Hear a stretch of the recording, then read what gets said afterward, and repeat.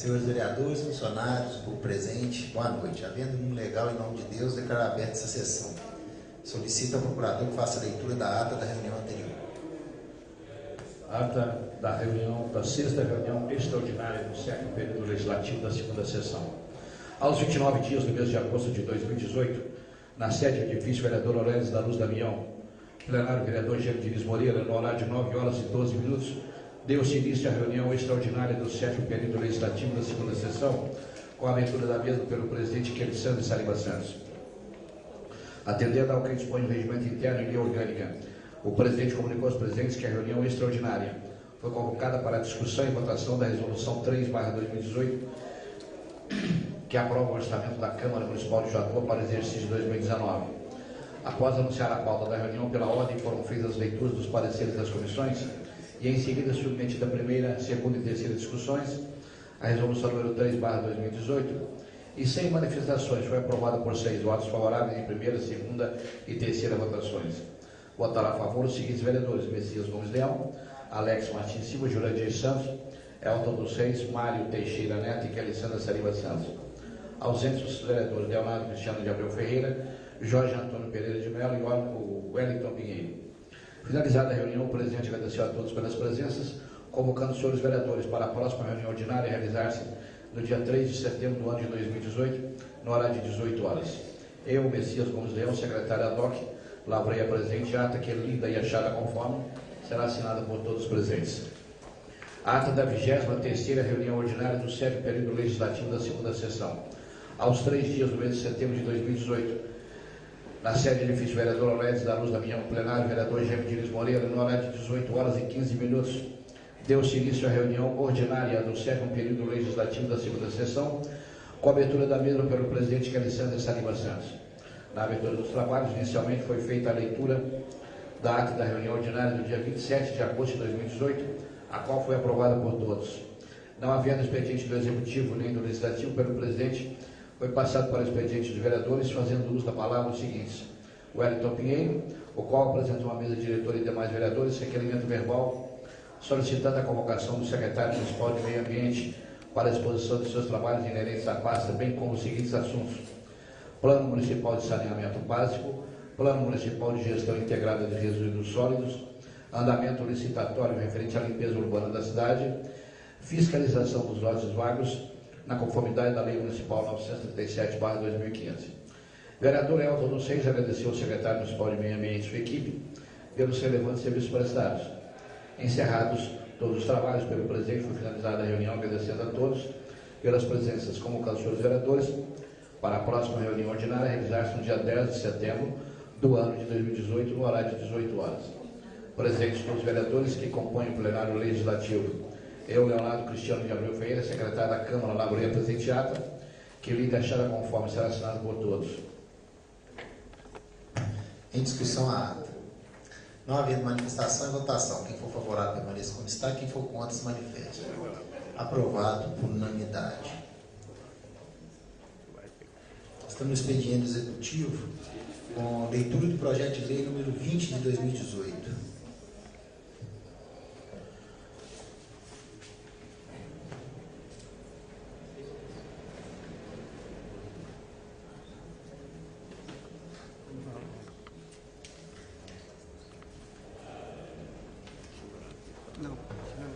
Projeto de Lei Ordinária número 20, de 5 de agosto de 2018. Dispõe sobre o reconhecimento, instalação, funcionamento de circos itinerantes no âmbito do território municipal e da outras providências. Artigo 1º. Ficam reconhecidos em nível municipal os estabelecimentos de circo e atividade circense como forma de expressão reconhecida como patrimônio cultural brasileiro nos termos do artigo 216 da Constituição Federal e patrimônio cultural mineiro nos termos do artigo 208 da Constituição Estadual. Artigo 1º. Fica ressalvado que os circenses, de acordo com o Decreto Federal 6.040, de 7 de fevereiro de 2007, artigo 33, parágrafo 1º, são definidos como povo e comunidade tradicional. Parágrafo 2º. O circo passa a ser visto e valorizado como uma ação tradicional que tem valor como patrimônio cultural, tanto para o município quanto para o Estado de Minas Gerais. Artigo 2º. Para os efeitos desta lei, o povo circense é considerado, item 1, circo, atividade permanente de caráter itinerante que integra o patrimônio imaterial brasileiro, onde se cria, interpreta e executa obra de caráter artístico-cultural, podendo incluir em seus espetáculos números acrobáticos, malabarismos, equilibrismo, pantomimas, mímicas, ilusionismo, dança, música, teatro, apresentações cômicas ou dramáticas, no solo ou em forma aérea. 2. Circense.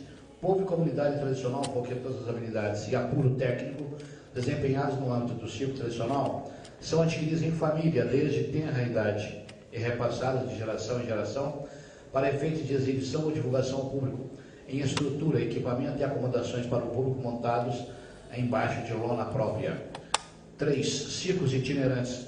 São circos em lona, desmontáveis, que estão em itinerância, atividade constante com trajetória de trabalho continuado, onde artistas, trupes e companhias realizam apresentações circenses. 4. Grupos circenses. São grupos e companhias circenses formados por 2 ou mais artistas com trajetória de trabalho continuado e cujas apresentações são realizadas em espaços diversos. 5. Artistas circenses. São os profissionais de diferentes especialidades, como malabarismo, palhaço, acrobacia, contorcionismo, equilibrismo, ilusionismo, entre outras, de artistas individuais ou trupes com trajetória de trabalho continuado, que podem associar-se ou não a outros artistas e demais profissionais, como diretores, preparadores, cenógrafo. Parágrafo único. As denominações e descrições das funções em que se desdobram as atividades dos trabalhadores circenses constam do quadro anexo ao Decreto 82.385/78, que regulamenta as profissões de artistas e técnicos. Artigo 3º. Para a garantia de sua sobrevivência e complementação de renda, o circo instalado na cidade poderá alocar suas dependências a outras manifestações artísticas, como shows, música, teatro, dança, cultura popular e oficinas artísticas. Artigo 4º. Fica o Poder Executivo, através do órgão competente, autorizado a conceder isenção de taxas para a emissão do alvará de licença e funcionamento dos circos itinerantes. Artigo 5º. Fica a Secretaria de Assistência Social, o órgão afim, autorizada a prestar serviços e ações de assistência social aos circenses. Artigo 6º. Fica o Poder Executivo autorizado a disponibilizar espaços dotados de infraestrutura como água, luz e banheiros para a circulação programada dos circos em terrenos da municipalidade. Artigo 7º. A Secretaria Municipal de Educação, de acordo com as disposições da Constituição Federal, Lei 6.533/78, em seu artigo 29, deverá empreender esforços para assegurar o direito à educação formal aos circenses itinerantes e as condições para o atendimento aos filhos dos artistas e funcionários dos circos em escolas próximas ao local onde estiverem instalados no período em que os mesmos assim necessitarem. Artigo 8º. Os postos de saúde do município deverão assegurar o atendimento aos artistas e demais colaboradores dos circos itinerantes durante o período em que os mesmos estiverem instalados em sua área de cobertura, inclusive quando não se tratar de atendimento emergencial e independente do domicílio. Artigo 9º. O município, reconhecida a característica itinerante do circo, aceitará como logrador oficial do circense o endereço das suas atividades, ou melhor, o endereço da sua entidade representativa. Artigo 10º. Como consignação de homenagem ao artista circense, fica estabelecido que o dia 27 de março será reconhecido como Dia do Circo, quando deverão ser desenvolvidas nas unidades de ensino ações educativas difundindo o estudo sobre a arte do circo, visando o reconhecimento desta manifestação. Artigo 11. Essas ações poderão ser enquadradas nos programas municipais e projetos de educação patrimonial, buscando relacionar o circo como comunidade tradicional brasileira, integrante do patrimônio imaterial brasileiro. Artigo 12. Fica autorizada a Secretaria de Cultura a fomentar e divulgar as ações do circo no município. Parágrafo único. Caberá ao Executivo Municipal e secretarias envolvidas a busca por parcerias em prol da instalação de circos na cidade e do fomento de atividades e projetos ligados à valorização do circo, a fim de que o município passe a pontuar no critério de ICMS e Patrimônio Cultural, Lei Estadual 18.030/2009. Artigo 13. O Executivo determinará em 30 dias os atos necessários para a regulamentação e execução da lei, junto às secretarias ou demais órgãos municipais envolvidos, caso se faça necessário. E artigo 14. Esta lei entra em vigor na data de sua publicação. Palácio do Juágio atua aos 5 dias do mês de setembro de 2018, 26º ano de emancipação. Assinado Valéria Aparecida dos Santos, prefeita municipal. Fica o mesmo encaminhado às comissões para aparecer no prazo regimental. Agora, leitura, discussão e votação em projeto de lei complementar 249.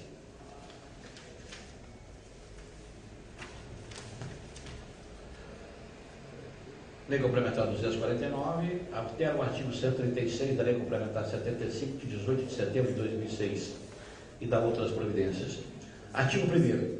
Fica alterado o artigo 136, parágrafo 1º da Lei Complementar 76, de 18 de setembro de 2006, que passa a vigorar com a seguinte redação. Na seção 5, da licença para o desempenho de mandato classista. O artigo 136 passará a ser aprovado a seguinte... É assegurado ao servidor o direito à licença remunerada para o desempenho de mandato em confederação, federação, associação de classe de âmbito nacional ou sindicato representativo da categoria. Parágrafo 1º. Somente poderão ser licenciados servidores eleitos para os cargos de direção ou representação nas referidas entidades até um máximo de 3 por entidade. No projeto primitivo era 1 por entidade. A presente lei tem vigorado sua aplicação, fica revogada as disposições em contrário. Parágrafo do A, 26º ano de emancipação de Joatuba, assinado Valéria Aparecida dos Santos, prefeita municipal, cujo projeto recebeu o seguinte parecer da Comissão de Legislação, Justiça e Redação. A proposição acima tem por objetivo alterar o número de servidores efetivos do município para o desempenho de mandato em confederação, federação, associação de classe em âmbito nacional ou em sindicato da categoria, permitindo doravante a participação de até 3 servidores, com a modificação introduzida no artigo 136 da Lei Complementar acima citada, cujo artigo passa a ter a seguinte redação, que foi o que foi lido agora. Permanecendo inalterados os demais dispositivos do mencionado diploma. Diante de uma análise do projeto ora em comento, vislumbra-se que não há qualquer alteração em relação à sua essência e ao seu objeto, senão apenas para permitir a participação de 3 servidores, e não apenas 1, conforme o texto original, sendo o entendimento de que não encontra obstáculos de ordem legal que impeçam a sua tramitação. Desta forma, diante do cotejo dos elementos que norteiam a proposição, o entendimento dos membros desta comissão é no sentido de sua tramitação e discussão, com a sua aprovação a critério dos senhores vereadores, segundo o livre convencimento de cada um. Este parecer, salvo melhor juízo, Câmara Municipal de Joatuba, 11 de maio, mas é 11 de agosto de 2018. Em discussão o projeto de lei complementar 249 de 2018. Não havendo manifestação e votação. Quem for favorável permaneça como está, quem for contra se manifeste. Aprovado por unanimidade. Segunda e terceira votação da mesma forma. Quem for favorável permaneça como está, quem for contra se manifeste. Aprovado o projeto de lei por unanimidade 249 de 2018.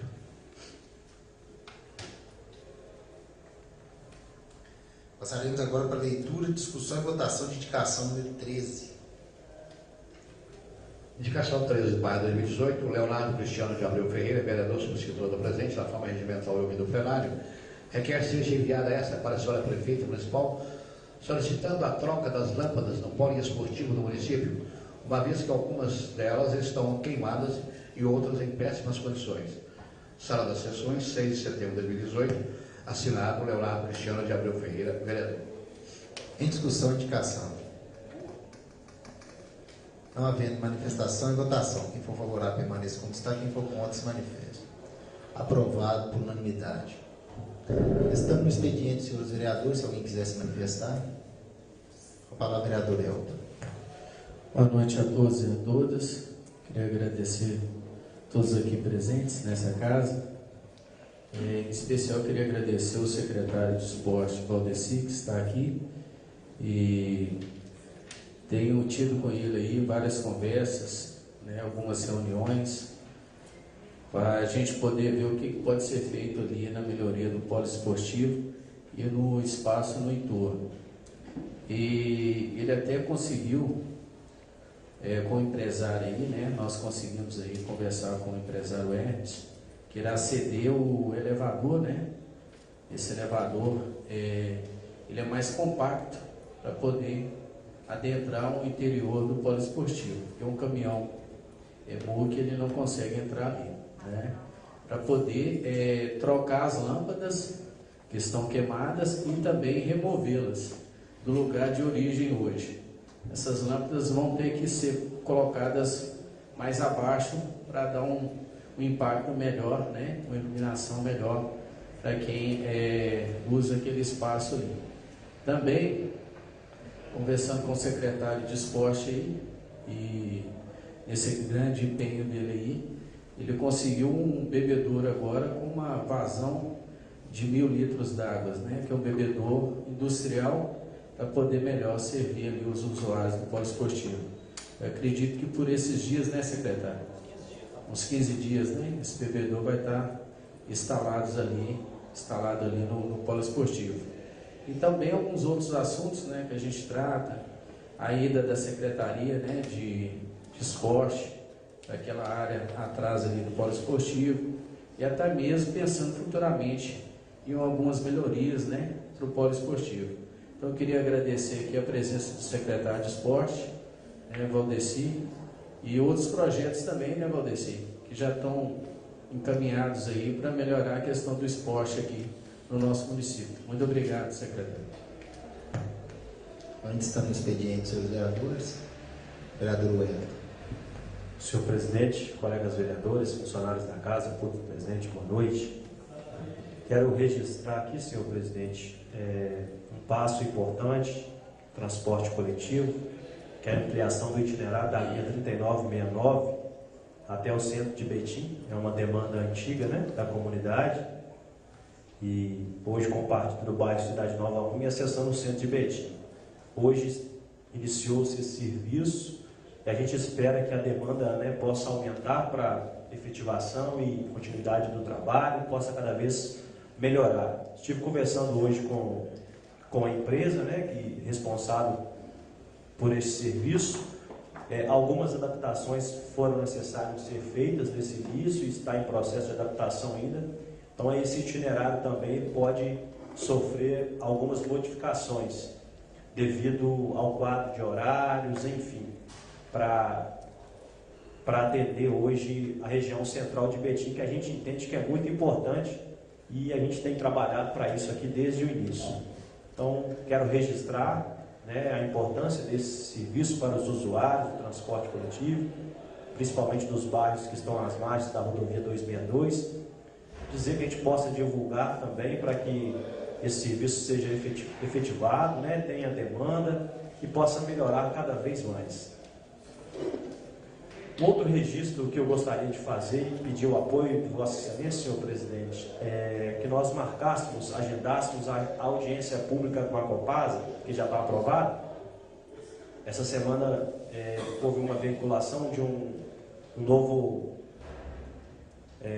acordo, né, com o município entre a Copasa. A gente precisa conhecer, discutir. Eu acho que poderia programar e agendar essa audiência aqui, para a gente discutir esse contrato de concessão, as obras também na região de Francinino, Santete, Caraí, Boa Vista, enfim, toda a cidade. Então que a gente possa agendar. E a outra situação também que eu gostaria que nós encaminhássemos para o Executivo, informações no que diz respeito às realizações das contrapartidas que foram aprovadas nessa casa, das empresas que se instalaram no município. Poucas se concretizaram, né? Já estamos aí com mais de um ano já de aprovação dessas leis e até o momento nós não tivemos retorno. Então gostaria, por gentileza, senhor presidente, que autorizasse um ofício ao Executivo para nos responder qual o motivo da demora, do não atendimento, para a gente se posicionar frente a essa situação. Obrigado. Vereador, a respeito da questão da nova linha aí que vai começar a funcionar essa semana, parece que é dia 12, eu acho que, não sei se começou já hoje, eles tinham agendado até para o dia 12, então foi bom que já começou. Foi uma luta, a gente precisava de um aval do prefeito Betim, e nós estivemos lá com Vitória Mediotti, que é a prefeita lá, e conseguimos arrancar isso na hora. Ela deu esse documento para o dono da empresa, que existe uma briga com a Santa Edviges, que não queria autorizar para que os ônibus passassem no centro lá de Betim.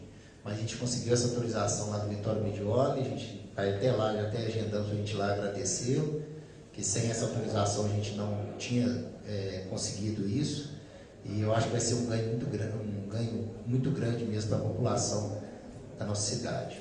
E em relação da Copasa, vai vir até para essa casa aqui o Plano Municipal de Saneamento e o Fundo Municipal de Saneamento, para que a gente possa analisar. Nós tivemos também uma reunião lá na Finasa e uma na SAI. E lá na SAI, que é o órgão regulador da Copasa, as informações que estavam lá, totalmente contrárias do que o que tem hoje, que é a realidade. Para vocês terem ideia, lá estava constando que Iguatu tinha 3 estações de tratamento, que é a informação que a Copasa passou para eles. E em vez de eles virem também e fiscalizar, eles pegaram essa informação da Copasa. E foi bom que a gente esclareceu o estudo, ficou bem definido lá e está se fazendo um outro acordo com a Copasa, para que dentro de 2 anos eles cumpram todo o contrato, que é 100% de saneamento, tratação de esgoto, coleta de tratamento de esgoto no nosso município, e vai ser patrocinado através de um banco alemão, que vai ser um financiamento para a Copasa, que vai ter custo para o município, e também através do fundo perdido, que vai ser através da Funasa. Então vai estar atendendo Francilinhas, Boa Vista, Caraí, todos esses bairros, e aqui também no município. A gente tem que até definir uma região para ser instalada essas estações de tratamento. Então acho que agora deu uma avançada, a gente está em cima, a gente vai ter uma outra reunião com eles, para que a gente possa estar mandando isso para essa casa aqui, para a gente começar a debater isso e levar essa informação também lá para as comunidades. Com a palavra, vereador Jorge. Senhor presidente, membros da mesa, colegas vereadores, público presente, boa noite. Queria aproveitar a oportunidade aqui do expediente para poder manifestar o meu repúdio aos últimos acontecimentos da campanha eleitoral, né, que já se encontra aí a passos largos já da metade para o fim, né?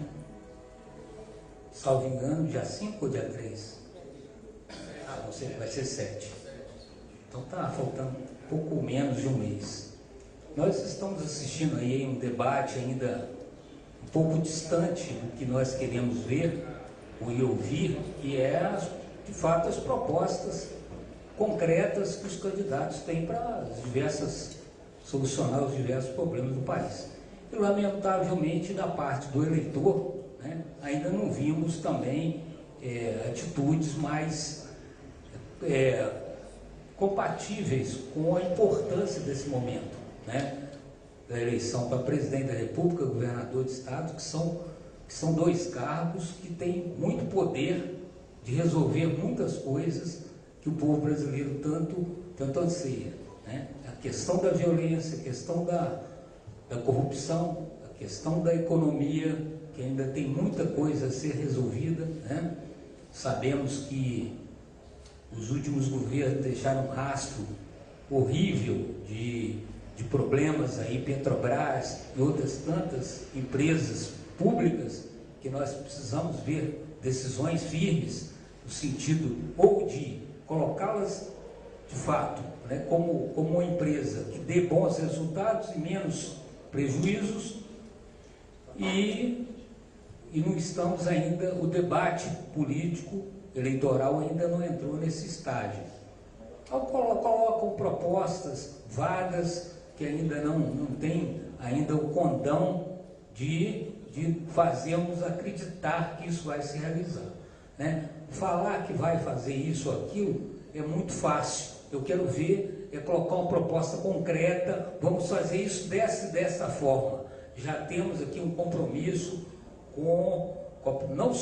estamos fazendo compromisso não só com a comunidade, mas com o Congresso. Porque acho que o Congresso é parte importante, né, nessa questão, e precisa depois não ficar empurrando o candidato, né, com a barriga, exigindo coisas, trocas, né, espúrias, coisas que não são compatíveis com os interesses do povo brasileiro. A gente vê muito isso. Não vai ser o primeiro, não vai ser o segundo, né? Nós já vimos isso desde o Collor de Mello, né? Collor, lamentavelmente, com o estilo dele, mas não recebeu do Congresso nenhum apoio, né? Muito pelo contrário, depois ainda foi tirado do cargo. E assim vem sendo construída a história. Somente no governo Lula que talvez nós tenhamos experimentado momentos de paz entre o presidente da República e o Congresso.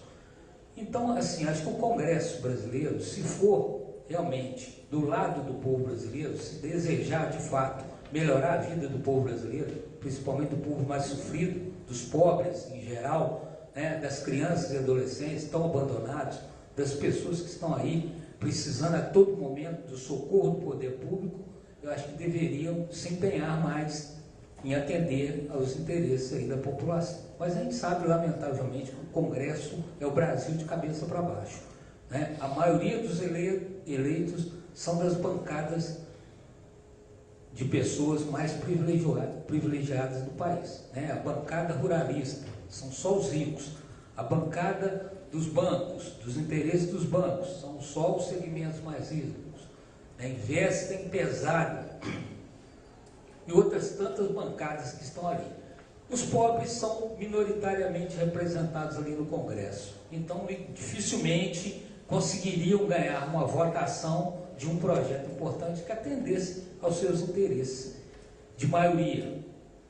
Seria muito difícil. Mas a gente ainda assim, não ingenuamente, mas faz um apelo, né, para que a gente, quem sabe, né, mesmo com o nosso único voto ali, consiga colocar lá, e não só colocar, mas cobrar aqui, né, e aí nós temos chance de cobrar, né, tem candidatos que são aqui da terra, né, fala assim, olha, nós precisamos do seu empenho nisso, nós precisamos do seu voto nessa questão, importante para o povo mais pobre, mais humilde.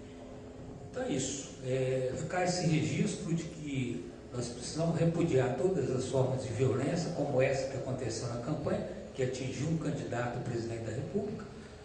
Dizer até que eu ainda nem defini o meu candidato, portanto, se ele fosse qual candidato fosse, eu estaria aqui fazendo o mesmo registro, e que boa parte da responsabilidade disso, não diretamente, mas indiretamente, é nossa, povo brasileiro, que nós temos que deixar de ser tolerantes com a violência e acharmos um caminho, né, para a paz, para uma cultura de paz em todos os campos da vida, né, da política, do esporte, de outras tantas coisas que faz a nossa vida, a nossa existência ser importante, ser relevante para a gente. Então a política é algo relevante, é algo importantíssimo, vamos dizer assim, dar diretrizes para a nossa vida de sociedade. Nós não podemos definitivamente aceitar qualquer tipo de violência, muito menos uma violência covarde, tal qual foi feita com o candidato. Mas assim também em outros tantos campos da vida e da existência humana. A violência contra a mulher, a violência contra a criança e o adolescente. Aliás, diga-se de passagem, a criança e o adolescente no Brasil sofre violência, é o terceiro país em violência no mundo, né? Se não me engano, salvo engano, é o terceiro ou o sétimo também. Não, o sétimo na América do Sul e o terceiro, acho que, no mundo, em termos de violência contra criança e adolescente. O Brasil, definitivamente, não é um país bom para criança e adolescente. Então, essa violência contra o candidato é apenas uma forma de violência perto de outras tantas que a gente assiste todos os dias na televisão brasileira, na imprensa nacional, né? É a violência contra a mulher. Todo dia alguém mata uma mulher. Todo dia alguém invade uma escola e mata uma mulher. Alguém invade um local de trabalho de uma mulher e mata. Todos os dias alguém estupra, violenta uma criança ou um adolescente. Todos os dias as pessoas matam homens também, às vezes trabalhadores, às vezes sérios, às vezes honestos, por conta de um bem material, um assalto, uma coisa qualquer. Então, acho que está na hora, sem dúvida alguma, a todo momento é hora de refletirmos sobre isso. E nós, como representantes do povo, de uma cidade avançada, que está procurando ser cada dia mais avançada, nas questões que a Joatuba, precisamos nos posicionar muito claramente sobre isso, repudiar a todo momento isso, conscientizar o nosso povo sobre isso, e é esse o nosso papel, o mais importante papel que nós temos como representante do povo de Joatuba. Muito obrigado. Infelizmente, vereador, 90% dos programas eleitorais estão passando na televisão, é mais um partido atacando o outro do que mostrando as propostas. Então, realmente, o eleitor fica faltando uns dias aí para a eleição, a gente ainda não consegue definir qual o candidato que é melhor ou menos pior para o nosso país. Então, é por causa disso, porque em vez de mostrar propostas, eles ficam um atacando um defeito do outro. Sem mais manifestação, declaro encerrada a reunião, ficando os senhores vereadores convocados para a próxima reunião ordinária, dia 17 de setembro de 2018, às 18 horas. Tenham todos uma excelente noite.